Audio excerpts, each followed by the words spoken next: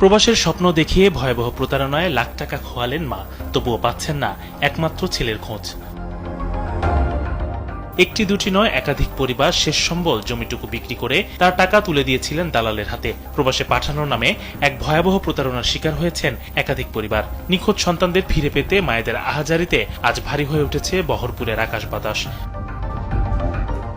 রাজবাড়ীর বালিয়াকান্দি উপজেলার বহরপুর ইউনিয়নের খাটাগ্রাম ও খুবুদি গ্রামে সাধারণ মানুষের সরলতার সুযোগ নিয়ে সক্রিয় হয়ে উঠেছে একটি সংঘবদ্ধ প্রতারক চক্র। স্বপ্ন দেখিয়ে লক্ষ লক্ষ টাকা হাতিয়ে নিয়ে এখন অনেক পরিবারকে পথে বসিয়েছে তারা।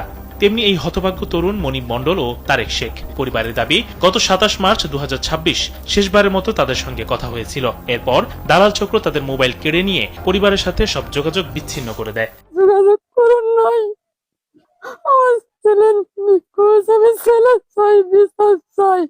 আমার ৩ শতাংশের পর বাড়ি ৬,৭৫,০০০ টাকা নিচ্ছে, আরো ৩ লাখ টাকার হুমকি দেয়।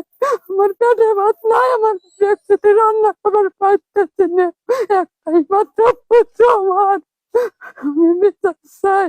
প্রতারণা জাল কতটা বিস্তৃত তার প্রমাণ মেলে পাশের গ্রামের ইউসুফ শেখের কথায়। তাকে কম্বোডিয়া পাঠানোর কথা বলে ভুয়া টিকিটে নামিয়ে দেওয়া হয় মালয়েশিয়ায়। সেখানে ৭ দিন জেল খেটে দেশে ফিরতে হয়েছে তাকে। দালালের খপ্পরে পড়ে স্বপ্ন ভেঙেছে বারবার। ভালো মন্দ কথাবার্তা আমার সওয়াল গেছে, যাওয়ার পরে খুব বেতন পাঠাইতেছে, তোমরা চলো যাই, যাইয়া তোমাকে ভালো দিয়ে কাম কাজ দিবে। বিট হইলো ৬,৭৫,০০০ টাকা। তা টাকা পাসপোর্ট বইয়ের সাথে টাকা দিছি, আরো বাড়ির ঘর যা টাকা দিছি সব ভিডিও আছে।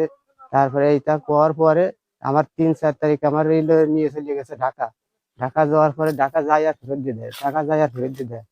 দেওয়ার পরে তারপরে এলো আবার ৮ তারিখ এলো আমার ফ্লাইট হলে পরে ঢাকা যাই। ঢাকা যাওয়ার পরে ওই দেখতে আমার মালয়েশিয়া পর্যন্ত নিয়ে যায়। মালয়েশিয়া পর্যন্ত নিয়ে যাওয়ার পরে তারপরে কম্বোডিয়া টিকিট শো করছি, পাসপোর্টের টিকিট দিয়ে শো করছি। শো করলে পরেই আমার এনমাসিতে বাইকে দিয়েছে। বাইকে দেওয়ার পরে ৬ দিন আমি জেল খাটাই ছিলাম, খাওয়ার খুব কষ্ট করছি। এই ঘটনায় যাদের নাম উঠে এসেছে তারা হলেন সালাম মোল্লার স্ত্রী, তার ছেলে রসুল মোল্লা এবং মামা ফিরোজ মোল্লা। অভিযোগ রয়েছে তারা একটি সংঘবদ্ধ আদম ব্যবসায়ী চক্রের সাথে জড়িত। এই খবর সংগ্রহ করতে গেলে সাংবাদিকদেরও পড়তে হচ্ছে বাধার মুখে। স্থানীয় প্রভাবশালী নেতা মমিন শেখ ও ফিরোজ অভিযুক্তদের পক্ষ নিয়ে সাংবাদিকদের এলাকা ছাড়ার হুমকি দিয়েছে বলে অভিযোগ উঠেছে। এমনকি অপরাধ আড়াল করতে উল্টো থানা ও আদালতে পাল্টা মামলা ঠুকে দিয়েছে অভিযুক্তরা। আমরা এই বিদায় জেলার দালালি করার আগ পর্যন্ত আমরা মানুষ জানতাম যে সালাম একজন ভালো মানুষ, রাজমিস্ত্রি কাঠমিস্ত্রি কাম কাজ করে খায়, সৎভাবে চলে, আমার সাথে সুন্দর কথাবার্তা বলে, কোনো জায়গায় কোনো রেকর্ড নেই। ৩ লক্ষ টাকা দাবি করছে, ফের না দিলি ফেলে ছেলেদের লাশ পাঠাবি। এই আমি কি করছে না করছি পরে আল্লাহ জানে আর ওই জানে।